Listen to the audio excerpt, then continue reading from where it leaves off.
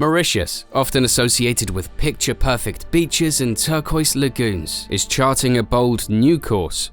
Beyond its reputation as a tropical getaway, this little island in the Indian Ocean is setting its sights on becoming Africa's financial capital, ready to compete with giants like Johannesburg and Lagos. With a population of just 1.26 million, can this small island with big dreams truly become the financial heart of the continent? Now, for those of you who slept through geography class, Mauritius lies about 2,000 kilometers, that's roughly 1,243 miles off the southeastern coast of the African mainland. Once you fly over Madagascar, keep going east until you see an island that looks like it was carefully photoshopped by a particularly enthusiastic travel agent. That's Mauritius. The capital, Port Louis, is nestled in the northwest, just 15 kilometers from the breathtaking Peterboth Mountain and Les Pouces, which add a majestic touch to the island's scenic interior. Historically, Mauritius has more claimants than a lost wallet stuffed with $100 bills. First up, the Arabs might have visited around the 10th century, but they were like, nah, we'll pass. Then the Portuguese swung by in the early 16th century, but decided the place was too green. Next, the Dutch arrived in 1598 and named the island Mauritius after a Dutch prince. Perhaps because subtropical tax haven didn't quite have the same ring to it. Fast forward a couple of centuries and we have the French, who called it Île-de-France, expanding sugar plantations at an unprecedented pace, only to lose it to the British in 1810.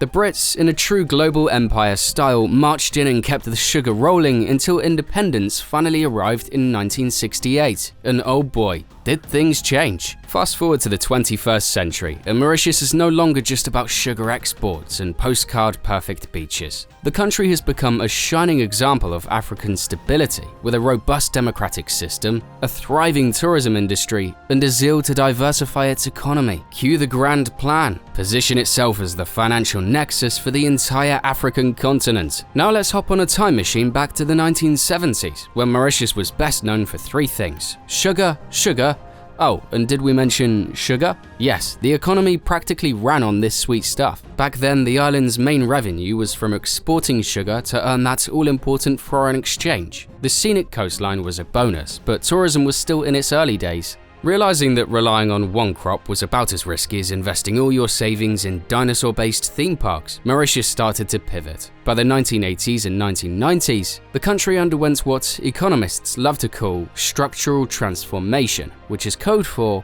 we can't put all our eggs in the sugar basket, folks. Tourism flourished, drawing visitors with its turquoise lagoons, volcanic peaks, and lively Sega performances in Grand Bay. This shift from raw agriculture to tourism was revolutionary, turning Mauritius into one of the most visited islands in the region. But the government, with an eagle eye on the future, wasn't about to stop there. Come the early 2000s, Mauritius started to build its reputation in the business sector. Picture brand new technology parks in Ebene, where modern glass buildings rose among former sugar estates. Ebene's cyber city became the center of this metamorphosis, hosting IT companies, call centers, and BPOs that serviced clients across the globe. It was as if someone took a chunk of Silicon Valley, gave it a beachy vibe, and plonked it down next to the Bagatelle Mall. Now, with a stable democracy, bilingual workforce, French and English speakers are plenty in a strategic location in the heart of the Indian Ocean, the question wasn't if Mauritius could compete financially, it was when.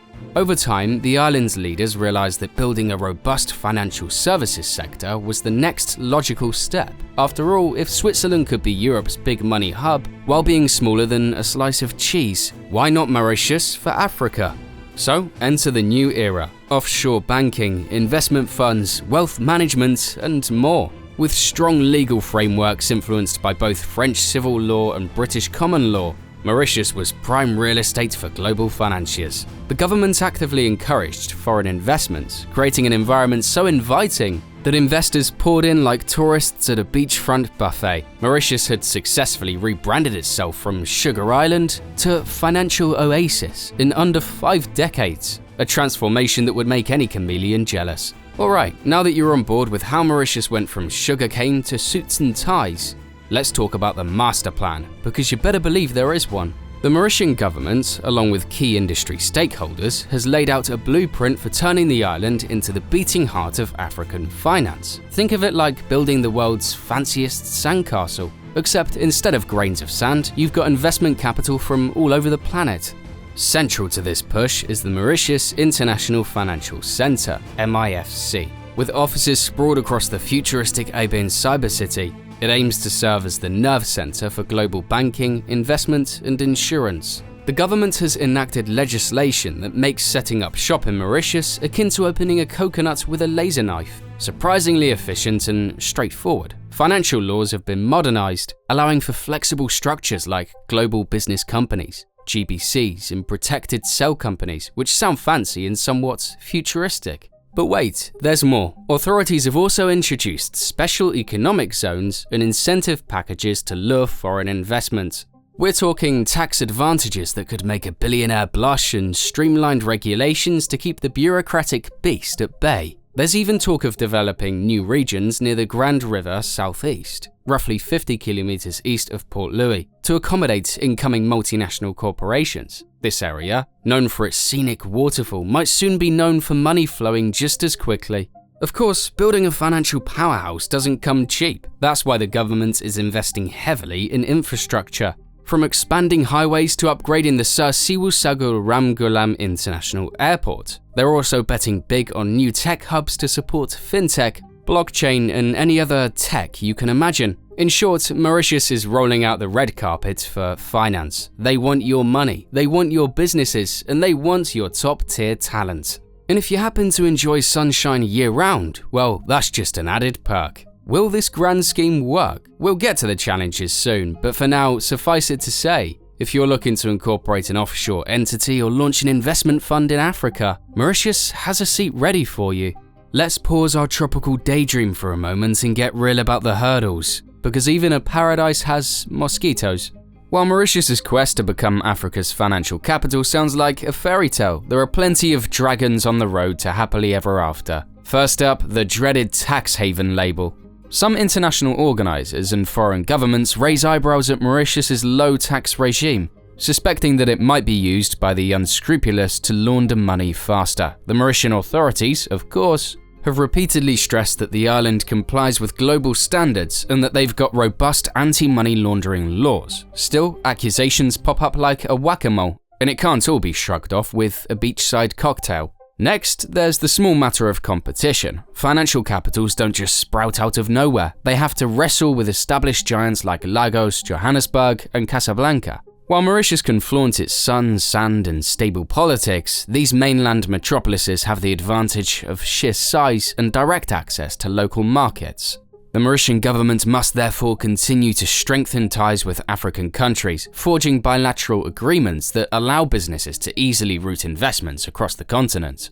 Infrastructure, while improving, is another sore spot. Sure, the roads around Port Louis and Aben are looking sharp, but venture too far into the Central Plateau's winding roads, and you might find potholes that could swallow a small car. The undersea cables providing internet connectivity are lifelines for a financial hub, and Mauritius is rapidly upgrading them to avoid island-wide buffering syndrome. The push to become a smart island involves connecting remote regions like Rodriguez, about 560 kilometers northeast of Mauritius, to ensure nationwide coverage, because if your $1 million transaction times out, you won't be so keen to come back. Then there's the balancing act of sustaining the local culture while embracing globalization. The diverse population, made up of descendants of Indian, African, Chinese, and European immigrants, prides itself on peaceful coexistence. However, rapid urban development can sometimes overshadow the island's heritage. As big business moves in, locals worry about losing the charm and affordability that make Mauritius unique.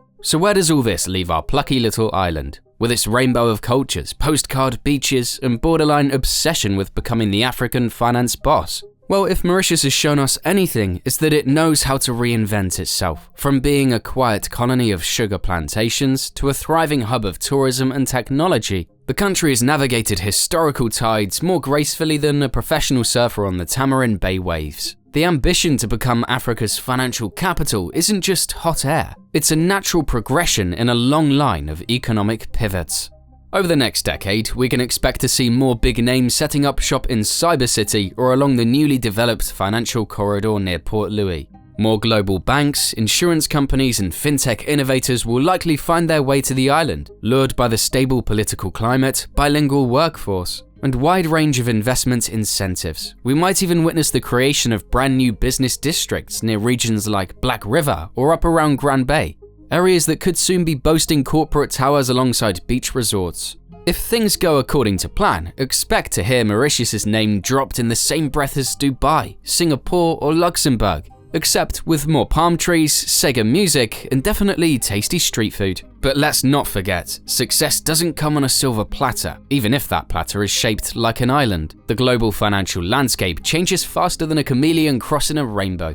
Regulatory frameworks, geopolitical uncertainties, and technological disruptions can make or break new financial hubs. Will Mauritius succeed? Only time will tell. But one thing's for sure, if you ever feel like discussing global finance while sipping a pineapple cocktail in a lagoon teeming with colourful fish, Mauritius is definitely the place to be. Thank you for watching, don't forget to subscribe, and come back for more stories from around the world.